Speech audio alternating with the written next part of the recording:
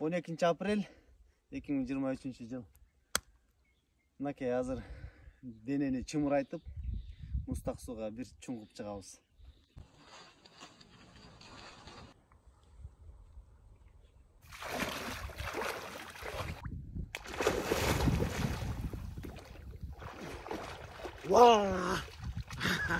Достор, мына ошон Ташкөмүр шаарынын боюнда Токтогул кесинен агып түшкөн сууга бир жыра чуңкудук.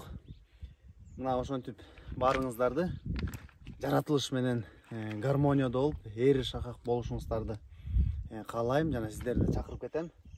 Сиздерге да сунуштайм. Түшүп, денеңиздерди чымыр кармаңыздар. Өмүрүңүздөр узун болсун. Көрүшкөнчө.